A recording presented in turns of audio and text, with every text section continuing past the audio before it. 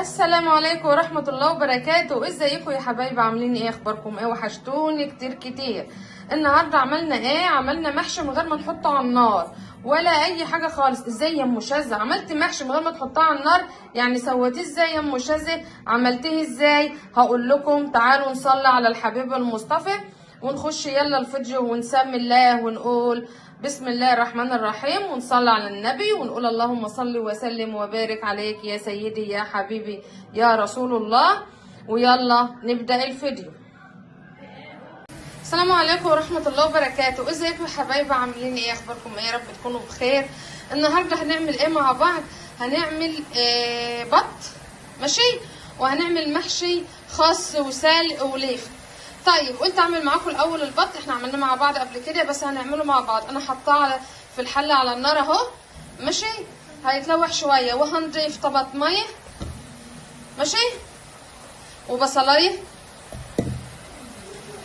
ومعانا هنا ايه ليمونه مجففه وشويه ملح شويه كركم وشويه فلفل اسمر. مش هضيف حاجه زياده عن كده، بس كده خلاص. هسيبه بقى يتلوح شويه كده ويبدا ينزل السمنيه اللي فيه، وبعدين نضيف الميه تكون احنا غاليينها ونضيفها عليه. وبعدين تعالوا يلا نشوف المحشي بتاعنا. المحشي بتاعنا هنعمله بطريقه سهله خالص، بطريقه للجماعه اللي هم مالهمش في المسبك، اللي هو اللي ما بنحبش اللي هو تكون مثلا الماده الدهنيه بتاعتها كتيره، الزيت او السمنه، ما لهمش في المسبك. الناس اللي هم عندهم السكر اللي بيعملوا رجيم للكلام ده، انا اعمله بطريقه جديده بطريقه حلوه وبيبقى جميل جدا وطعمه حلو جدا والله. تعالوا مع بعض يلا نشوف هنعمل ايه. بس يلا نصلي على الحبيب المصطفى ونقول اللهم صل وسلم وبارك على سيدنا محمد وعلى اله اجمعين. اهو احنا هنا البط اتلوح معانا هنا او اتشوح معانا تمام اهو. نبدا نحط ايه الميه بتاعتنا عليه.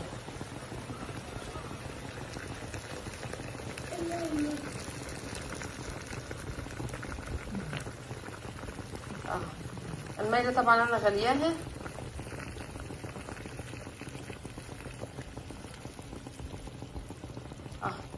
كملها بقى ونبدا في المحشي بتاعنا. هنعمل بقى المحشي مع بعض ني في ني. ازاي يا ام شاذة؟ تعالى اهو ادي الرز انا غسلاه، وطبعا الرز بتغسليه وبتقوم رايحه حاطاه على طول. اوعي تنقعي الرز، رز المحشي ما بتنقعش اصل يحتت معاكي ويبقى وحش، فاهماني؟ انا لسه غسلاه اهو، وما تسيبهوش تقولي هصفيه وتقومي سايباه قيمه 10 دقايق بره ولا حاجه. لا يا حبيبه قلبي، اغسلي الرز وضيفيه على طول. تمام؟ انا عاملاه ني في ني، يعني ما فيش حاجه خالص اتحطت على النار. مش هحطه على النار الا وانا بسويه ماشي. خليكم معايا بقى. احنا حطينا هنا ايه الرز اهو. طبعا الرز تحط اي كميه انت عاوزاها، وهضيف هنا الطماطم بتاعتي اهي او الصلصه ماشي. هضيف اللهم صل على النبي، صلوا على النبي كده وانتوا قاعدين معايا كده. وهضيف بصل، ادي البصل اهو بخرطاه ني في ني. احنا ما رحناش ناحيه البوتاجاز، ما رحناش ناحيه النار خالص اهو. وادي الشبت والكزبره بتاع دي، شبت وكزبره وبقدونس على بعضه كده ومخرطاه مع بعض. تمام. نيجي بقى للبهارات بتاعتنا. البهارات بتاعتنا هي عباره عن ايه؟ شويه كمون، شويه شطه، شويه كزبره، شويه فلفل اسمر، شويه بابريكا والملح. تمام. قلبي بقى يا حبيبه قلبي الليله دي كلها كده مع بعضها وتبداي تحشي اهو. قلبت كله مع بعض اهو، البصل والبهارات، شبت، كزبره، بقدونس، الطماطم بتاعتنا حطها طماطم ضربتها في الخلاط ومعاها شويه بصل. في تكه كده انا نسيت اقول لكم عليها يا حبايبي. الني في الني ده اهو احنا هنعمل ايه؟ نجيب البصل ماشي، ونجيب البهارات بتاعتنا والملح ونقلبها في البصل وندعك في البصل جامد لما ينزل ميته كده ونقوم ضايفينه. طبعا ده ما تحطش على النار، دي اسمه ني في ني. طيب فايدته ايه يا ام شاذة الني في ني ده اهو؟ اولا لو القولون عندك تعبك المحشي بيبقى خفيف عليه. لو معدتك تعبانه، لو ممنوعه من المسبك او ممنوعه من الحاجات دي كلها، بيبقى جميل جدا وخفيف. انا عن نفسي يا جماعه والله العظيم يعني عندي ضغط وسكر، بس باكل منه بيريحني جدا وبيبقى جميل وما بتعبنيش والله العظيم. حتى انا معدتي تعبانه الحمد لله وما شاء الله.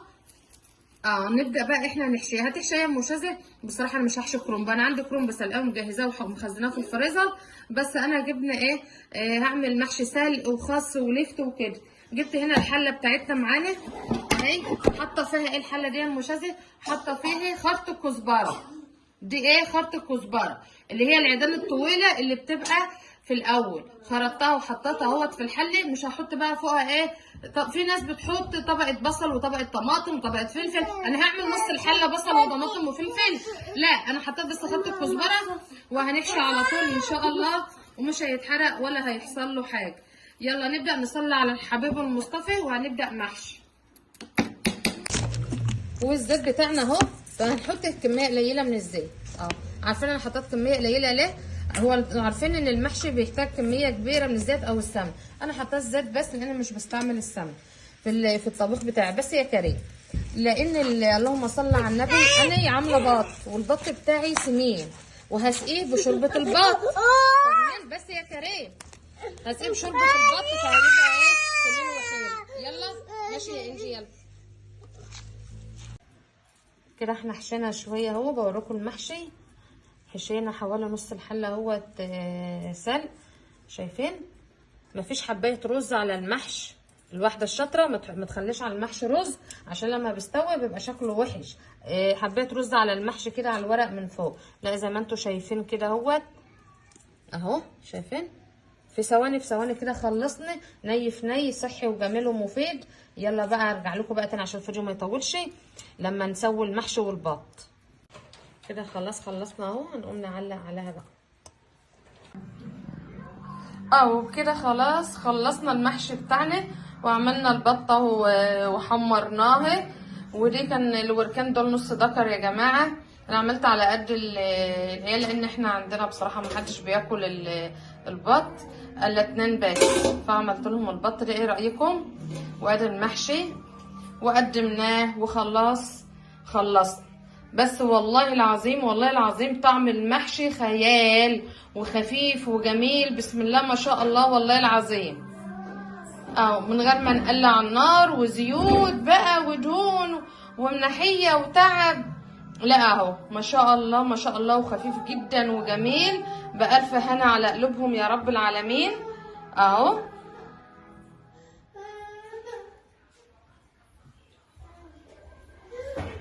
ما تنسونيش بقى يا حبايب قلبي باللايكات والتعليق الحلو لو هنصلي على النبي بس، ونقول اللهم صل وسلم وبارك على سيدنا محمد. ومش هطول عليكم واقول السلام عليكم ورحمة الله وبركاته.